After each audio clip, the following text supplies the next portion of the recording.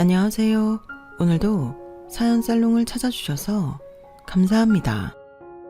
저는 아들 하나, 딸 하나 가진 50대 여자입니다. 사실 20대 때 결혼을 막 했을 때는 아이를 적어도 셋은 낳고 싶었는데 둘을 낳고 키우다 보니 하나를 더 낳기엔 몸 상태가 좋지 않은 것 같아 3남매 만들기를 포기하고 둘 키우는 데에 집중을 하게 됐어요. 제가 5남매로 북적북적한 집안 분위기에서 커서 그런지 어릴 땐 그게 참 좋았거든요. 그래서 좀 힘들더라도 자식들에게 형제를 둘 이상은 만들어줘야겠다는 게 원래 생각이었는데 옛날 어르신들은 어떻게 그렇게 자녀들을 많이 낳으신 건지 그게 생각보다 쉬운 일은 아니었더라고요. 저 어릴 때야 5남매는 양반이고 7남매, 8남매도 꽤 흔했고 요즘 젊은 사람들처럼 친구들보다는 가족들과 더 교류하던 시대라 가족이 많은 게 무조건 좋은 거라고 생각했어요. 그런데 막상 제가 부모가 되어보니 둘 낳아서 키우는 것도 상당히 벅찬 일이더라고요. 아이를 키워봐야 부모 마음을 알고 어른이 된다는데 그 말이 무슨 말인지 참 뼈저리게 알겠더라고요. 하지만 그것도 다 지금보다는 어리고 혈기왕성할 때 얘기고 아이들도 다 크고 시간이 많이 흐른 지금에서는 또 생각이 달라졌어요. 나이가 드니까 이게 참 무섭더군요. 젊었을 때 이게 맞다고 생각했던 것이 정답이 아니라 그땐 그게 맞다고 생각은 했지만 이뤄내지 못한 것들이 나이 들고 보니 더 좋은 선택이었던 경우도 꽤 있는 것 같아요. 제가 자식을 둘만 낳은 것도 바로 그 경우에 해당이 됐어요. 저도 제 주위 사람들도 다들 어릴 땐 형제 많은 집에서 컸으니 그걸 이상하게 여기지도 않았고 결혼하면 당연히 그렇게 아이를 많이 낳는 건 줄 알고 컸는데 실제로 제 나이 또래 중 그렇게 자식을 많이 낳은 사람은 별로 없더라고요. 최대가 3남매에서 4남매고 그 이상은 정말 어디서 찾아보기도 힘들었어요. 가족이 북적이는 건 좋지만 그만큼 자식 하나에 애정과 노력이 덜 들어가는 건 어쩔 수 없는 일이고 우리 모두 그런 걸 경험해본 세대라 그런지 다들 처음 포부와는 달리 자식을 그리 많이 낳지는 않더군요. 저 같은 경우도 첫 아이를 아들로 낳고 바로 시댁의 아들 타령에서 해방된 운 좋은 케이스라 아들에 연연하며 쓸데없이 많이 낳을 필요도 없었어요. 그때는 더 낳지 못하는 게 조금 아쉬웠는데 둘 키우면서도 감당이 안 되어 벅찰 때마다 이거 더 낳았으면 큰일이었겠구나 싶어 가슴을 쓸어내리는 일이 많았죠. 힘든 것도 힘든 거지만 더욱 그걸 체감하게 된 건 제 나이가 40대로 진입하면서부터였어요. 저는 5남매 중 셋째라 친정 엄마가 연세가 꽤 있으셨거든요. 아버지는 제가 이미 대학생 때 돌아가셨고 연세 드신 엄마만 살아계셨어요. 어릴 때 부모님, 저희 5남매, 그리고 조부모님까지 무려 9명이 한 집에 함께 살았는데 그때 친정 엄마가 고생을 정말 많이 하셨던 기억이 나요. 저희 아빠는 사형제로 태어나서 친할머니께서 젊은 시절 별로 시댁살이를 안 하셨다고 해요. 그래서 그런지 아들을 넷이나 낳은 것에 대한 자부심이 굉장히 강한 분이었고 아들들에게도 손주를 아들로 낳아주길 무척 기대하셨던 것 같아요. 하지만 위의 세 형들은 할머니께서 원하시는 만큼 아들을 낳아드리지 못했고 마지막 남은 자식인 저희 집에 남은 기대를 거셨던 모양이에요. 하지만 저희 집은 첫째 언니부터 저까지 전부 딸이고 마지막에 겨우 막내 하나를 아들로 낳아서 인간 취급 못 받는 신세를 겨우 면한 수준이었어요. 옛날에는 지금처럼 아들인지 딸인지 미리 알려주던 시대가 아니라서 엄마께서는 둘째까지 집에서 딸을 낳은 뒤 할머니의 반응이 무섭고 두려워 셋째인 저부터는 지방으로 내려가서 아이를 낳고 올라오실 정도로 할머니를 무서워하셨다고 해요. 아, 인간구실 못하는 것도 정도가 있지. 세상에 딸만 넷을 낳을 건 뭐야? 누구 집 대 끊어놓을 일 있어? 엄마, 그만하세요. 형들한테 아들 하나씩 있잖아요. 그럼 됐죠. 무슨 대가 끊겼다고 그러세요? 내가 아들만 넷 낳은 사람이야. 그럼 각 집안에 적어도 아들을 하나씩은 낳아야 할 거 아니야. 네 성씨 물려받을 아들 하나 없이 사는 게 말이 되냐? 아, 꼴 보기 싫어. 너는 아들 낳을 때까지는 내 눈에 띌 생각 하지도 말아라. 막내를 낳기 전까지는 엄마를 어찌나 구박하셨는지 엄마가 쓰시던 방문 앞을 지나다닐 때마다 발로 뻥뻥 차시는 건 기본이고 엄마가 차려온 아침상을 마음에 안 든다는 이유만으로 엎어버리시고 툭 하면 너는 며느리 자격이 없다며 폭언을 하셨던 게 어렸던 저의 기억에도 아직 생생하게 남아있을 정도이니 당시 친정엄마께서 받으셨던 고통은 이루 말하기 힘드실 정도였을 거예요. 하지만 무리해서 몇 년 텀으로 자식을 넷이나 낳다 보니 엄마께서는 구박받더라도 아이를 더 낳을 생각이 없으셨는데 제가 9살이 되던 해쯤 거의 기적처럼 막내가 생겼고 그 막내가 다행히도 아들이었던 덕에 저희 집안에 뒤늦게 평화가 찾아왔어요. 매일같이 할머니께 구박받는 엄마를 보며 괴로워했던 저희 네 자매도 아들로 태어나준 막내가 괜히 얼마나 고마웠는지 몰라요. 그놈의 지긋지긋한 아들 타령을 아침마다 안 들어도 된다는 것도 좋았고 엄마가 할머니의 괜한 심술에 당하고 우는 일도 사라져서 정말 예전과 비교하면 천국 같은 날들이 시작됐어요. 친할머니는 하루 종일 막내를 껴안고 쳐다보고 계시느라고 저희 자매들에게는 눈길도 안 주셨지만 그게 서운하지 않을 정도로 숨통이 확 트였거든요. 이 모든 게 막내 덕분이라고 생각하니 저희도 막내가 참 고맙고 예쁘게 보여서 정말 애지중지 키웠어요. 지금 생각하면 괴롭힘 당한 거나 마찬가지인데 그땐 전혀 몰랐죠. 엄마와 저희를 구원한 구세주처럼 보여서 막내가 크면서 자잘하게 겪을 만한 고생들도 원천 차단시키면서 철저하게 왕자님처럼 키웠어요. 그 시절에 겨울에 딸기가 먹고 싶다고 하면 어떻게든 딸기를 사다가 바쳤을 정도이니 어느 정도인지는 말 다 했죠. 그렇게 키웠다 보니 저희 자매들도 남동생에게만큼은 참 애틋하고 보호 본능이 강했지만 같은 자식 입장이라 그런지 그로 인해 부모님으로부터 부당한 차별을 받는 것이 일상이 되기도 했어요. 남동생과 의견차가 없을 때는 괜찮았지만 남동생과 의견차가 발생하거나 원하는 것이 같을 때 저희는 무조건 희생만을 강요받아야 했죠. 아무리 남동생을 아꼈다고는 해도 저희도 사람인지라 억울하고 화가 날 때도 참 많았어요. 하지만 남동생과 적이 되는 건 이 집안 전체를 등 돌리는 일이나 다름없는 일이라 어렸던 저희는 별다른 저항 없이 그런 시간들을 참고 넘겨야만 했어요.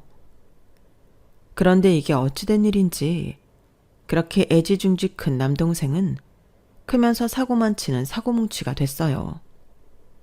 술, 담배를 즐기며 밤 늦게 다니는 건 일상이고 척 봐도 질 나빠 보이는 사람들과 다니며 동네를 시끄럽게 들쑤시고 다니곤 했죠. 아니, 엄마, 우리가 쟤를 어떻게 키웠는데 왕자로 키웠으면 왕자로 커야 하는데 그러지 못할 망정 어쩜 저렇게 망나니로 큰 거예요? 무슨 소리야. 건욱이한테 무슨 잘못이 있다고. 이게 다 내 잘못이다. 건욱이한테 의지가 될 형 하나쯤만 낳아줬어도 제가 누나들 틈에서 자라 자기 혼자 남자니까 정붙이고 의지할 곳이 없어서 밖으로 놔두는 거 아니겠니? 친구들만 괜찮은 애들로 사귀었어도 이럴 일은 없었을 텐데. 엄마, 그건 아니죠. 누가 형 없다고 저런 친구들을 사귀어요? 제가 사리분별이 없었던 거죠. 사람이 끼리끼리라는 말이 괜히 있겠어요? 본인부터 정신머리 똑바로 박혀 있었으면 저런 날라리 같은 친구들은 알아서 안 만났겠죠. 뭐라고? 너는 누나가 돼서 동생을 안쓰럽게 생각하고 감싸주지 못할 망정. 그럼 네 동생이 그 망나니들이랑 똑같은 인간이라는 거야? 넌 그 말을 하고 싶은 거야? 아니, 엄마. 그렇게만 받아들이지 마시고요. 저희도 막내라고 애지중지 다 받아주면서 키웠는데 속상해서 그러죠. 가족들이 다 잘했다고만 하니까 오히려 삐뚤어지잖아요. 됐다. 듣기 싫다. 니들이 아무리 뭐라고 해도 이 엄마 인생을 바꿔준 건 막내야. 태어날 때부터 효도를 한 게 막내라고. 막내 태어나기 전에 내 삶이 어땠는지 니네가 알면 그런 소리 함부로 못한다. 너희가 백날라한테 효도를 하더라도 막내가 태어나면서부터 한 효도에 비하면 아무것도 아니야. 그러니까 막내한테 괜히 입대지 마라. 알겠어? 엄마, 진짜 해도 해도 너무하시네요. 언니, 그만해. 언니가 참아. 막내가 사고뭉치로 커가면서 가족 간의 갈등은 점차 심화됐어요. 막내가 무슨 잘못을 저지르고 오든 엄마께서는 집안의 유일한 아들이니 절대로 기죽이면 안 된다는 둥 감싸려고만 드셨고, 저희 자매는 그로 인해 나중에는 엄마와도 갈등이 심해졌어요. 무조건적으로 막내만 감싸는 엄마의 태도에 언니들과 여동생도 엄마에게 학을 뗐죠. 난 이제 엄마 말 안 들을란다. 엄마는 우리한테 너무 희생만 강요하고 막내만 보고 사셔. 내가 봤을 땐 막내가 커서 전혀 엄마를 돌볼 것 같지도 않은데. 됐어. 제일 효자라잖아. 제가 효도를 하든 말든 우리는 신경 쓸 거 없어. 그놈의 효자짓. 나중에는 안 하더라도 엄마도 하신 말씀에 책임지셔야지 뭐. 그래도 마음이 약하고 천성이 착한 자매들은 엄마께 최선을 다해 잘해드리려고 노력을 했어요. 그런데 결국 엄마께서 아무에게도 언지를 주지 않은 채 막내 남동생에게 모든 재산을 넘겨줬다는 소식이 들리더라고요. 그동안 쌓여왔던 서운함은 그때 제대로 폭발을 했고 가족 간에 내부 분열이 제대로 생겼죠. 엄마, 그런 건 얘기라도 미리 해주실 수 있는 거 아니에요? 법적으로 따지면 우리도 얼마든지 재산 나눠받을 자격이 있는 건데 엄마가 엄마 재산 누구한테 주든 상관은 없지만 적어도 저희한테 이야기는 먼저 해주실 수 있잖아요. 내가 내 재산 주는데 니네 허락이라도 바꿔줘야 된다는 거냐? 미리 말했으면 니네가 가만히 있기나 하고 하나밖에 없는 남동생 재산 어떻게든 나눠서 지목 톡톡히 챙기려고 눈에 핏발이나 세웠겠지. 재산 때문에 집안 시끄러워지는 꼴 보기 싫어서 내가 후딱 준 거야. 이미 줬는데 어쩔 거니? 엄마는 저희가 그럴 사람들로 보이세요? 니네 툭하면 막내만 차별하니 어쩌고 하는데 원래 집안 재산은 대를 이어줄 아들이 받는 거다. 그런데 니네는 누나라는 애들이 불만이 많아도 너무 많잖니?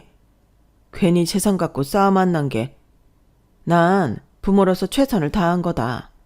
더 이상 이걸로 입씨름하게 하지 마라. 엄마께서는 나이가 드실수록 더 아들에 대한 집착과 차별이 강해지시는 것 같더라고요. 바로 잡자고 하기엔 너무 늦기도 했고 의미도 없는 일이라 저는 감흥이 없었는데 재산마저 아들에게 몰아서 줘버리니 언니들과 동생은 허탈함이 몰려오는 듯 했어요. 저도 그런 게 아예 없는 건 아니었지만 어릴 때부터 진작 그 부분에 있어 단념을 했던지라 충격이 그렇게 크지는 않더라고요. 이 사건으로 인해 언니들과 동생이 다 엄마로부터 등을 돌렸지만 자매들 입장도 이해가 가서 미처 중재할 수가 없었어요. 엄마께서 그렇게 막내 남동생을 믿으시니 뭔가 믿는 이유가 있겠거니 하고 넘어갔죠. 하지만 더 큰 일은 엄마께서 아프시면서부터 일어났어요.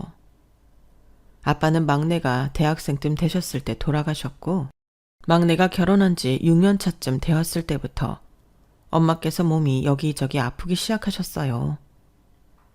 약간 치매기도 있으셨고 허리 디스크도 수시로 터지셔서 혼자서 지내기엔 무리인 상황까지 왔죠.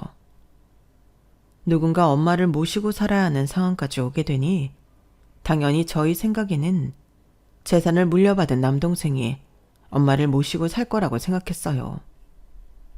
하지만 의견이 나오자 남동생은 입을 싹 닫더라고요. 나는 안 돼. 내가 엄마를 돌볼 수 있는 상황이 아닌데. 그럼 우리 안사람이 엄마 돌봐야 하잖아. 나 이혼당해. 뭐? 재산까지 다 물려받아 놓고 무슨 소리야. 엄마도 당연히 네가 모시고 살 거라고 생각하고 계신데. 아우, 안 돼. 나 결혼할 때 와이프랑 약속했던 조건이 어머님 안 모시고 살기였단 말이야. 이거 어기면 나 이혼해야 돼. 딴 건 몰라도 모시고 사는 건 진짜 안 돼. 그리고 난 남잔데 내가 엄마를 어떻게 돌봐. TV 보니까 치매 환자들은 증상 악화되면 가족들이 옷도 갈아입혀드리고 씻겨드리고 그러더만. 같은 여자의 누나들이 하는 게 맞지. 남동생은 곤란한 상황이 오자 별 가짜는 핑계를 대면서 엄마를 저희에게 떠넘기더라고요. 화가 난 언니들과 남동생은 대판 싸움이 났고 몇 달간 결론이 나지 않은 채로 방치되고 있는 엄마를 보자 마음이 아프더군요. 그래서 그냥 제가 엄마를 돌보겠다고 나섰어요. 내가 엄마 모시고 살게. 남편도 동의했어. 아니 네가 왜? 멀쩡한 아들내미 있는데 네가 뭐하러? 언니가 보기엔 제가 할 것 같아? 그리고 가더라도 엄마 안 편해. 기억 온전치 못하다고 며느리한테 구박이나 안 당하면 다행이지. 모시고 살면 이혼을 한 해 만에 이야기까지 미리 했다는데 이제 와서 모시고 살라 하면 며느리 입장에서 너무 싫지. 그나마 우리 집은 남는 방이라도 있고 넓은 편이니까 여기 와서 지내시는 게 엄마도 더 편하실 거야. 아, 그래도 너한테 미안해서 어떡하니? 너도 차별받고 살아온 건 똑같은데. 이걸 뭘 누굴 탓할 수 있나. 어릴 때 엄마가 할머니한테 구박당하던 거 나도 아직 가끔 기억날 정도니까 엄만 더 하시겠지. 이제 이런 걸로 싸우는 것도 지치고 그냥 내가 엄마 돌볼게. 그렇게 우여곡절 끝에 제가 엄마를 돌보게 됐어요. 나이가 들어 힘없고 병드신 엄마를 돌보면서 참 많은 생각이 들더라고요. 고생스러운 일들이 생길 때마다 저도 사람인지라 이렇게 형제가 많음에도 이 모든 걸 혼자서 감당해야 한다는 게 가끔은 억울하고 화가 날 때도 많더라고요. 2년이란 시간이 길다면 길고 짧다면 짧지만 아픈 부모를 돌보는 일은 생각보다 제 생활 패턴의 모든 걸 바꾸고 시간과 정성을 쏟아야 하는 일이었어요. 고생할 거란 각오를 충분히 하고 시작한 일임에도 참 지치고 힘든 시간들이었죠. 엄마를 돌보면서 자식을 키우는 가치관도 참 많이 바뀐 것 같아요. 저야 차별받는 딸의 서름도 잘 알고 있고 제가 아이를 낳던 시기에는 예전처럼 남아선호 사상이 심한 분위기도 아니어서 크게 아들을 감싸며 키운 건 아니었지만 그래도 아이들을 너무 보호만 하면서 키우면 안 되겠다는 생각이 들더라고요. 사실 저희 집은 남편이 부모님께 물려받은 사업도 잘 되고 있고 재산도 꽤 받은 상태라 경제적으로 여유는 있는 상태였어요. 저도 전문직이라 엄마께서 돌아가신 뒤로 복직을 하니 금전적으로는 상당히 여유가 있게 되었어요. 사실 엄마를 돌보기 전에는 여유가 있는 만큼 아이들에게는 아낌없이 돈을 썼는데 제 남동생을 보니 너무 아낌없이 투자해도 안 되겠다는 생각이 들어서 아이들에게 집안 사정이 많이 여유롭다는 티는 안 내려고 노력을 했어요. 하지만 그렇다고 버는 것보다 많이 쪼들리게 살 수는 없는 노릇이니 애들이 어느 정도 남들과 비교해가며 눈치를 채긴 했지만 그래도 말로는 그렇게 여유 있는 집은 아니라고 강조를 했죠. 둘째는 워낙 어렸을 때부터 그렇게 강조를 하니 나름대로 세뇌가 된 모양인지 그런 줄 알고 나름대로 경제관념이 잡혀가며 크는 것 같았어요. 과소비도 안 하고 최대한 알뜰살뜰하게 저금도 하면서 크는 모습이 참 기특했죠. 반면 아들은 둘째보다는 나이가 있어서인지 어린 시절 아낌없이 자신에게 투자해줬던 걸 다 기억을 하고 있어서 설득하는 게 좀 어려웠어요. 우리 집 잘 사는 것 같은데? 엄마가 막 옷도 제일 좋은 거 입어야 한다고 일부러 비싼 데서 사주고 그랬잖아요. 그땐 형편이 나쁘지 않았는데 사업이라는 게 형편이 원래 좋다가 나빴다가 하는 거니까. 아무리 이런저런 핑계를 대가며 설득을 시키려고 해도 아들은 안 믿는 눈치였어요. 안 믿는 거야 뭐. 저희도 그렇게 애들이 믿을 만큼 허리띠를 꽉 졸라매면서까지 위장을 한 건 아니었으니 할 말은 없었지만 문제는 아들이 그 말을 안 믿는 걸로 끝나지 않고 계속해서 이런저런 금전적인 도움을 바란다는 점이었어요. 미래를 위한 투자와 관련해서는 선뜻 요구를 들어줄 의향이 있었지만 아들이 주로 요구하는 건 명품이라든지 자동차 같은 말도 안 되는 금액의 것들이었어요. 네가 공부를 하고 싶다든지 네 가치를 올리기 위한 지원은 언제든지 해줄 수 있지만 그렇게 대놓고 뭐 해달라, 뭐 사달라 하는 건 절대로 못 들어준다. 그건 네 가치를 올려서 네 힘으로 직접 벌어서 사도 늦지 않아. 딱 못 박아 자르자 더 이상은 그런 요구를 하지 않고 유학을 보내달라고 하더라고요. 유학이야 가면 언어라도 늘어서 올 테니 그것만큼은 들어줬어요. 한번 나가니 안 들어오려고 하길래 그것 때문에도 속을 꽤나 썩히고 있었는데 유학을 간 지 3년이 지난 어느 날 갑자기 한국에 들어오겠다고 선언을 했어요.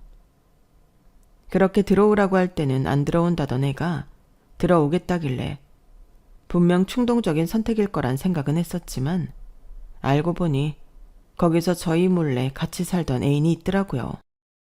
엄마, 저 이 사람하고 결혼하려고요. 뭐라고? 너 아직 나이가 30대도 안 됐는데 무슨 벌써 결혼이야. 그리고 한국 들어온 지 얼마나 됐다고. 그런 건 여기서 자리 좀 잡고 결정해도 늦지 않잖니. 그럴 거면 거기서 자리 잡고 결혼했죠. 저 그냥 이 사람하고 결혼할래요. 결혼하고 싶어서 한국 들어온 거예요. 그럼 일단 가족들이 좀 알아가는 시간이 있어야지. 오늘 처음 봤는데 대뜸 결혼을 하겠다고 하면 내가 뭐라고 해야 하니? 제 아들이지만 정말 이해가 안 되더라고요. 매사 막무가내였던 제 남동생이 겹쳐 보이면서 머리가 아파왔어요. 남동생처럼 키우지 않기 위해 저 나름대로 온갖 노력을 다했는데 핏줄이라는 건 못 이기는 건가?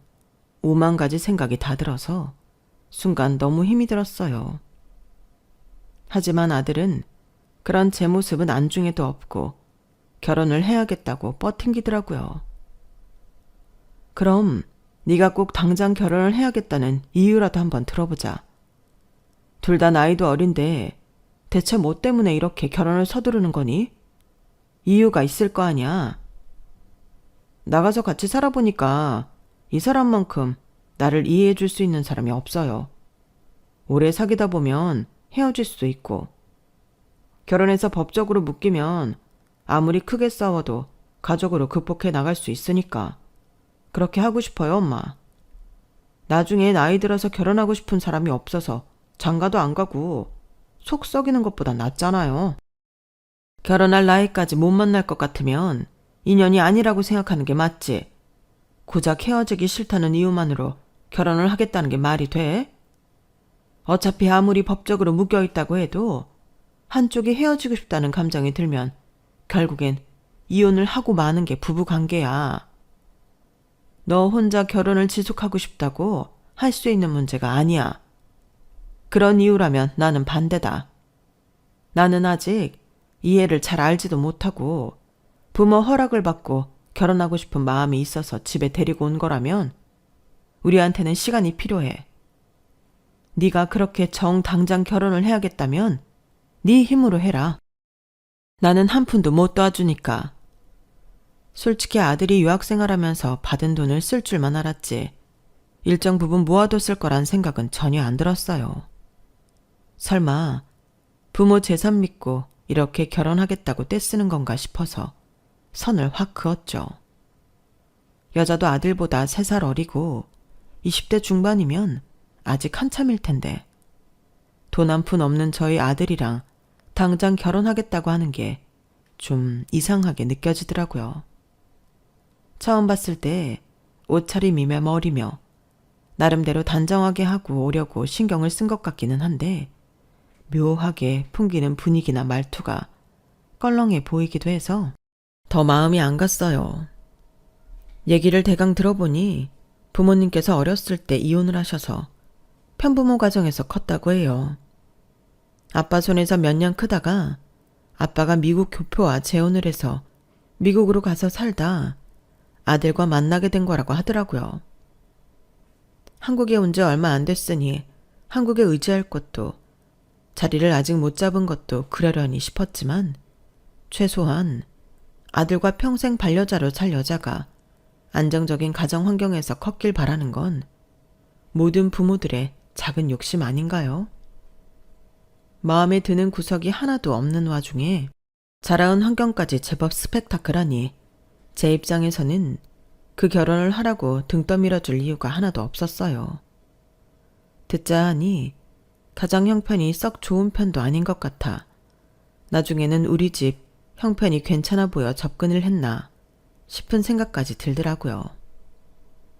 사람을 정말 나쁘게 보고 싶진 않았지만 그 아이를 만날 때마다 저의 촉이 별로 좋은 쪽으로 작동하지가 않았어요. 그래도 아들이 저렇게 좋다고 하는 여자이니 이유가 있겠지. 열린 마음으로 보려고 노력도 해봤지만 안 되더라고요. 아들도 나중엔 제 마음을 여는 건 포기를 했는지 제가 허락을 안 하더라도 결혼은 하겠다고 하더라고요. 거기까지 오니 저도 더 이상 말릴 수가 없어서 알아서 하라고 손을 놨어요. 솔직히 저희 부부는 아들과 딸이 결혼할 나이가 되면 집 걱정 없이 살게 하고 싶어서 아파트도 한 채씩 마련해둔 상태였지만 아들이 그렇게 고집을 피워대니 아니다 싶어서 정말 말 그대로 단 한 푼도 지원해주지 않았어요. 솔직히 그렇게까지 하면 여자도 목적이 있었다면 떨어져 나갈 줄 알았고 아들도 저를 원망이나 하면서 결혼을 포기할 줄 알았는데 의외로 묵묵하게 받아들이더라고요. 돈이 없으니 별다른 결혼식 같은 건 준비하지 않고 혼인신고만 한 뒤 둘이 작은 원룸에서 같이 시작을 하더라고요. 한 번도 아들이 그렇게 주체적으로 뭘 해나가는 모습을 본 적이 없던 터라 막상 그러니 좀 기특하기도 하고 낯설기도 했어요. 저희가 얼마나 좋으면 이렇게까지 할까 싶기도 했고 사람이 사랑 때문에 변한다는 게 이런 건가 생각도 들었죠. 떼쓰는 걸로만 느껴졌는데 아들은 나름대로 다 계획이 있었더라고요. 미국에서 유학하면서 구상한 사업 아이디어가 있어 사업을 하고 싶다고 하길래 초기에 필요한 최소 비용만 지원을 해줬어요. 사업을 할 거면 남편의 사업을 물려받는 쪽을 해보는 게 어떠냐고 했는데 그건 남편 쪽이 반대를 해서 무산이 됐거든요. 망하더라도 투자금이 적으니 본인이 구상한 사업을 먼저 해보고 회사로 들어오게 하는 게 낫겠다는 게 남편의 생각이었어요. 남편이 사람을 쉽게 믿지 않는 경향이 있는데 아들에게 있어서도 똑같은 생각이더라고요. 갑자기 사업을 하고 싶다고 본인이 평생 일궈온 사업을 그냥 넘길 수는 없다는 게 남편의 의견이었어요. 일리가 있는 생각이라 우선은 아들이 하고 싶다는 사업에 너무 고생을 하지 않을 정도로만 투자를 해줬고 나중에는 투자자도 찾았다고 하더라고요. 결혼하고 나서 그렇게 제 발로 뛰며 열심히 살아가는 것 같아서 점점 아들에 대한 마음이 열렸어요. 며느리도 마찬가지로 오히려 결혼 후에 마음이 좀 열리더라고요. 낯가린다는 핑계로 만나면 말 한마디 안 하고 새침하게 있는 꼴이 마음에 안 들었는데 나름대로 노력하며 다가오려는 모습이 보였어요. 크게 도움을 바라지 않고 자기들끼리 어떻게든 열심히 살아보려는 모습이 보기가 좋더라고요. 그래서 시간이 지날수록 사이가 좋아졌어요. 그렇게 5년쯤 지났을까요? 나름대로 자기 사업 잘 일궈나가고 있다고 생각했던 아들이 갑자기 늦은 밤 연락도 없이 집에 찾아왔어요. 문을 열어주니 술 냄새가 확 끼치더라고요. 엄마. 얘, 너 뭐니? 아, 술 냄새. 무슨 술을 이렇게 마셨어? 엄마, 저 좀 도와주세요. 뭐? 무슨 일 있는 거야? 아들은 열심히 하고 있던 사업이 망하고 투자자도 등을 돌려 폐업을 하게 됐다고 하더라고요. 사실 폐업한 지는 꽤 됐는데 차마 저한테 그동안 말을 못했다고 하더군요. 빚이 늘어 어떻게든 일을 해서 갚아 나가야 하는데 집세에 생활비에 빚까지 갚으려니 도저히 감당이 안 되는 상황에 안 좋은 선택까지 고민했다가 도저히 안 되겠어서 저를 찾아왔다고 했어요. 다 큰 놈이 눈물을 뚝뚝 흘려가며 안 좋은 선택까지 고민했다고 하는데 가슴이 미어지지 않는 부모가 어디 있을까요? 들어보니 사업 말아먹고 마땅한 일자리도 못 구해서 일용직 일을 한다고 들었어요. 참, 손주도 태어난 지 얼마 되지 않았을 텐데 몸 다치기 쉬운 일을 하고 있다고 하니 걱정이 들었어요. 그래서 결국은 남편 밑으로 들어가서 다시 일을 배우라고 권유했고 집 문제도 해결해 주겠다고 했죠. 엄마, 정말이에요? 그래, 우리가 니네 결혼할 때 보태준 게 하나도 없잖니. 네가 그렇게 막무가내로 결혼하지 않았더라면 원래는 결혼할 때 해주려고 했던 집이 있어. 빚이 얼만지 모르겠지만 일단 팔아서 빚부터 갚고 처음부터 다시 시작해. 네, 당연하죠, 엄마. 정말 감사해요. 이 은혜는 절대 안 잊을게요. 철없던 아들이 그래도 결혼하고 가장으로 어떻게든 자기가 한 선택에 대해 책임을 지기 위해 이리 뛰고 저리 뛰다 실패를 맛본 거니 도와줘야겠다는 생각은 들더라고요. 사람이 변하는 게 쉽지 않은데 결혼하고 많이 변한 모습도 보여줬으니 이만하면 됐다 싶더라고요. 그래서 원래 아들에게 주려고 했던 아파트보다 더 좋은 20억짜리 아파트를 줬어요. 그 정도는 돼야 빚을 갚고 새 출발하기 좋을 것 같았거든요. 하지만 집을 넘겨주고 몇 달 후 아들이 그 집으로 이사를 갔다는 소식이 들렸어요. 빚에 허덕이는 녀석이 빨리 팔아서 빚부터 갚을 생각을 안 하고 그 집으로 이사를 갔다고 하니 저는 좀 황당하더라고요. 아니, 너 거기서 살려고 그래? 빚 갚으라고 해준 집에서 살면 빚은 어느 세월에 다 갚으려고. 일단 있는 빚부터 청산하고 남는 돈이 있으면 그 돈으로 새로 시작해야 할 거 아니야. 그거 하려고 준 집인데 갑자기 이사라니. 에휴, 순진한 우리 엄마. 저 사업한 적도 없어요. 뭐라고? 내가 돈이 어디 있다고 사업이에요. 조금만 생각해봐도 아는 걸. 그게 무슨 소리냐?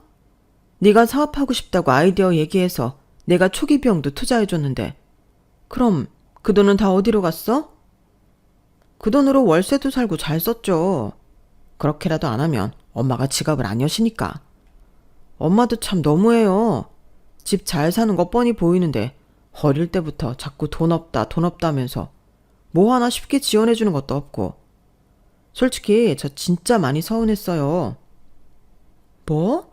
서운할 게 대체 뭐 있어? 네 여동생을 봐라. 내가 해줘도 너한테 더 해줬지?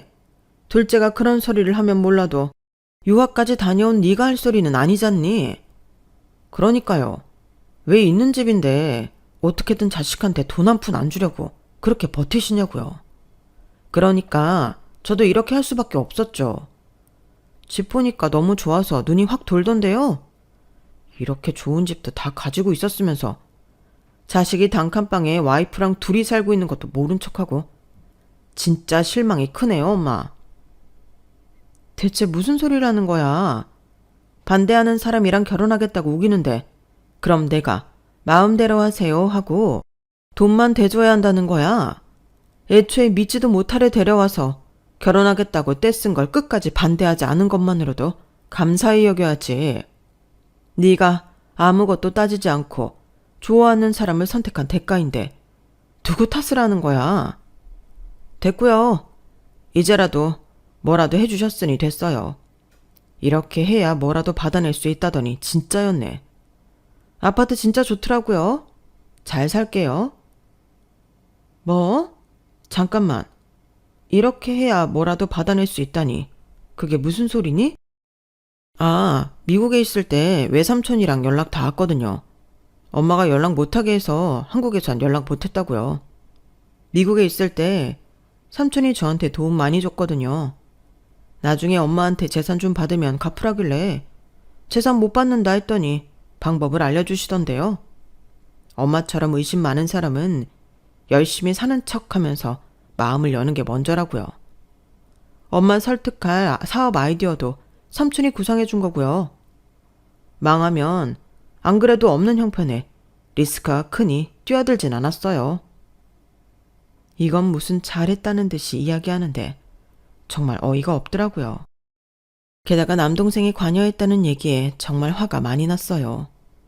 듣자 하니 엄마가 준 재산은 어쩌고 이혼당하고 양육권도 뺏긴 채로 안 좋은 형편에 혼자 쓸쓸하게 살고 있는 것 같더라고요. 그렇게 이혼당하기 싫어서 엄마도 안 돌보겠다고 하던 인간이 결국 이혼당한 걸 보니 역시 자기가 한 짓은 돌려받는구나 싶기도 했고요. 어릴 때부터 아들 성향이 남동생을 많이 닮았다고 느꼈는데 어떻게 이렇게 딱 남동생 영향을 받아서 이런 짓을 벌일 수가 있나 너무 황당했어요. 그래서 엄마 속여서 집 받아내니 좋으냐? 너 그렇게 살면 네가 한 짓에 대한 대가는 감수해야 한다. 네 외삼촌 그렇게 살고 있으면서도 너 도와준 이유를 정말 모르겠냐? 삼촌은 제가 다 은혜 갚기로 했으니까 걱정 마세요, 엄마. 꽁하게 그러지 마시고요. 아들한테 원래 해주려던 집 해준 것뿐인데 왜 이렇게 예민하게 반응하세요? 아들이랑은 더 이상 말이 안 통하더라고요. 100번 말로 이야기하는 것보다는 직접 뭔가를 깨우치게 해줘야겠다 싶었어요. 그래서 자리에서 금고로가 이름만 들어도 다 아는 강남 한복판 모 빌딩의 계약서를 아들 앞에 들이밀었죠. 저와 남편이 노후 자금으로 끌어모아 산 빌딩이었지만 아들은 아마 저희가 그 빌딩을 살 정도의 재산이 남아있었다고는 상상조차 못했을 거예요. 아니나 다를까 눈이 튀어나올 듯 커지더라고요. 네가 그걸로 만족했다면 다행이지. 이것도 우리 죽으면 니네 유산으로 남겨주려고 했는데 다행히 그걸로 만족하니 됐구나. 이건 평생 너랑 같은 환경에 살았음에도 불평 한마디 없이 묵묵히 할 일 하며 살아온 네 동생 몫으로 남기마. 너한테 이 빌딩 얘기를 안 해서 참 다행이구나. 얘기했으면 또 어떤 가식을 떨어서 나한테서 이걸 받아냈을지 모르니. 아들은 계약서를 시큰둥하게 보더니 건물 이름을 확인하자마자 눈이 튀어나올 것처럼 저를 쳐다보더라고요. 이 빌딩이 엄마 거라고요? 말도 안 돼. 말이 안 되면 네 눈앞에 있는 계약서는 뭐냐? 하, 내가 이럴 줄 알았어. 맨날 돈 없다 돈 없다 해서 이상하다고 생각은 했는데 이 빌딩 살 돈이 있을 정도로 여유 있었으면서 그동안 그렇게 돈 없는 척하고 살았던 거라고요? 내가 없다 없다 해도 이 정도로 바라는 놈인데 있다고 했으면 오죽했겠니? 난 너한테 숨겨서 다행이었다고 보는데 너는 20억짜리 아파트를 받고도 고마운 마음이 전혀 없구나. 네 말대로 내가 너한테 해준 게 없다 한들 다른 집 같으면 20억짜리 아파트를 그냥 턱턱 해주는 줄 알아? 너한텐 그 아파트도 정말 아까워 죽겠지만 이미 준 거 그걸로 네 알아서 살아라. 네 동생 재산 탐할 생각은 추호도 하지 말고. 인생에서 한 번도 해본 적 없을 정도로 크게 호통을 치니 아들도 좀 찔렸는지 더 이상 저에게 왈가왈부는 못하더라고요. 짧은 순간이었지만 그 눈에 짙은 후회가 스쳐 지나가는 걸 보니 안타까웠어요. 나중에 알고 보니 결혼을 부추긴 것도 동생 짓이었더라고요. 하나뿐인 아들이 결혼한다고 하면 간도 쓸개도 다 빼주는 게 엄마라면서요. 본인이 그렇게 자라왔으니 저도 그럴 줄 알았나 본데 어림도 없는 소리죠. 남매 중 제가 제일 잘 사니 제 아들에게 접근해 뭐라도 뜯어내보려는 속셈이었던 것 같은데 어쩌다 이렇게 남보다도 못한 관계가 돼버린 건지 통탄스러웠네요. 전 아들에게 이야기한 대로 딸을 불러다 80억짜리 빌딩은 물려주었어요. 아들은 그걸로도 한참을 저희 집에 찾아와 온갖 행패를 부리다 경찰서에 끌려갔다 오고 난 후에야 약간 정신이 들었는지 감감무소식이 됐어요. 남편 회사에 다니게 해주기로 했던 것도 취소하고 알아서 살아보라고 했더니 소식이 아예 끊기더군요. 저와 남편도 참 괘씸해서 어떻게 살든 먼저 연락이 올 때까지 연락을 안 했는데 나중에 딸을 통해 겨우 소식을 들었네요. 오빠 이혼했대요, 엄마. 자기랑 결혼하면 집도 차도 다 해주고 잘 살게 해주겠다고 꼬드겨서 결혼을 한 건데 외삼촌이 엄마가 물려준 아파트 팔라고 자꾸 집에 찾아와서 괴롭혀서 새언니도 결국 못 견뎠나 봐. 이혼 당하고 나니 좀 정신을 차리려는 모양인데 삼촌이 자꾸 찾아와서 집 팔고 같이 도망쳐서 살다가 결국 못 참고 이혼했대. 집 팔아서 챙긴 돈도 위자료로 많이 뜯겨서 상황이 다시 어려워진 모양이에요. 이상하게 그 얘기를 들어도 별로 안쓰러운 마음이 안 드는 게 제가 아들에게 마음이 많이 떴구나 싶더군요. 딸도 그런 제 마음을 눈치챘는지 얼마 안 있어 아들을 데리고 왔어요. 오빠, 엄마한테 싹싹 빌어. 안 그럼 오빠 별다른 방법도 없잖아. 언제까지 이렇게 살 건데. 알았어. 그러려고 왔잖아. 오랜만에 본 아들의 얼굴은 정말 엉망진창이었어요. 제대로 잠도 못 자고 사는지 얼굴이 푸석푸석 하더군요. 남들 같으면 20억 아파트를 주면 아내랑 행복하게 살고도 남을 텐데 아기를 가지고 잘못된 선택을 하니 그 집을 갖고도 저렇게 불행해질 수 있구나 싶었어요. 아들은 제 얼굴을 보더니 눈물을 터뜨리면서 바짓가랑이를 붙잡고 매달렸어요. 엄마, 그동안 제가 정말 잘못했어요. 저 한 번만 좀 살려주세요. 한 번만 좀 봐주세요. 네? 넌 네가 뭘 잘못했는지 정확히 모른다.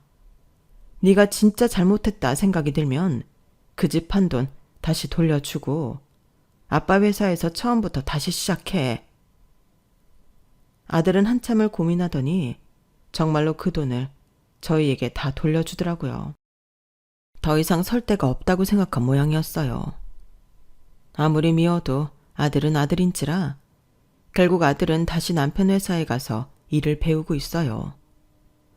옛날에는 늘 부모에게 해달라고 요구할 때 당당하던 녀석이 이제는 뭐 하나 요구하기는커녕 부모 비위를 맞추지 못해 안달이 난 것처럼 굴어요. 회사에 다니고 제대로 된 일을 배우며 돈을 버니 돈 버는 게 얼마나 힘든 일인지도 이제야 깨우쳤는지 부모 고마운 줄을 그제서야 알더군요.